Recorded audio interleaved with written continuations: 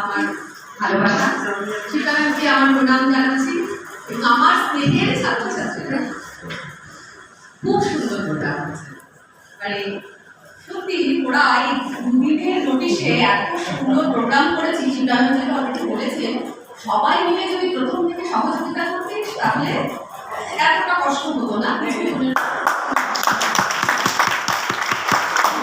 আরেকটা কথা বলবো, সেটা হচ্ছে যারা এখন সেকেন্ড ইয়ারে আছো বা ফার্স্ট ইয়ারে তাদের জন্য কিন্তু দৃষ্টান্ত থাকলো যে নেক্সট ইয়ারে প্রোগ্রামগুলো কিন্তু এইভাবেই চালাতে হবে।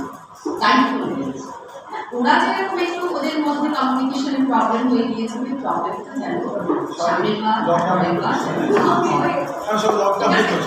আজকে আবৃত্তি পরিবেশন করবো না, আমি আজকে একটা গল্প শুনি।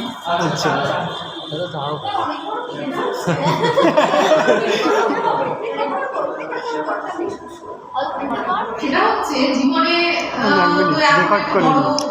স্টেজে তোরা যাচ্ছিস, গ্রাজুয়েশন কমপ্লিট করবি, আরো করবি, আমাদের আশীর্বাদ স্নেহাশী সবসময় তোদের কাছে থাকবে, কোনোদিন অনলাইনে আপোষ করবি না। সেই নিয়ে রবীন্দ্রনাথ ঠাকুরের বিদূষক একটি গল্প আছে, সেটা আমাদের লিপিকা কাব্যগ্রন্থ থেকে বিদূষক। কাঞ্চীর রাজা কর্ণাট জয় করতে গেলেন, তিনি হলেন জয়ী। চন্দনে হাতির দাঁতে আর সোনামানিকে হাতি গোছাইল। দেশে ফেরবার পথে বলেশ্বরীর মন্দির গরিব রক্তে ভাসিয়ে দিয়ে রাজা পুজো দিয়ে চলে আসছিল।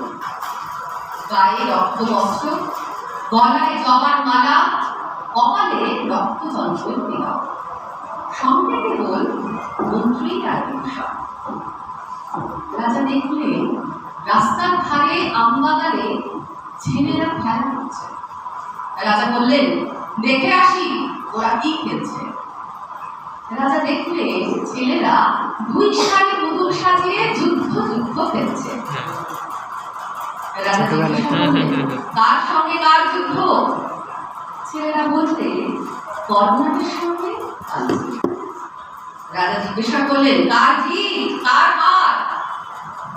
ছেলেরা গর্ব করে মুখ ফুলিয়ে বললে, কর্ণাটের জিত কাঞ্চীর হার। মন্ত্রীর মুখ গম্ভীর হল, রাজার চক্ষু রক্তবর্ণ। বিদূষক হা হা করে হেসে উঠল। সন্ধ্যাবেলা রাজা সেনাপতিকে আদেশ দিলেন, এক একটা ছেলেকে গাছের সঙ্গে বাঁধো আর লাগাও দিল। গ্রাম থেকে ওদের মা বাপ চলে এলো। ওরা বলল, মাপ করুন, ওরা অবধ, ওরা খেলা করছিল। রাজা তখন আদেশ দিলেন, এই গ্রামকে শিক্ষা দেবে, কাঞ্চীর রাজাকে যেন কোনোদিন ভুলতে না পারে। কিছুক্ষণ পর সেনাপতি আবার সে প্রণাম করে রাজার সামনে দাঁড়াবে, বললে, মহারাজ, শ্রীকার কুকুর ছাড়া এই গায়ে আর কারোর মুখে শব্দ শুনতে পাবেন না।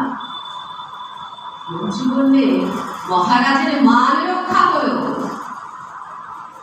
বিদূষক বললে, মহারাজ, এবার আমার বিদায় দিন।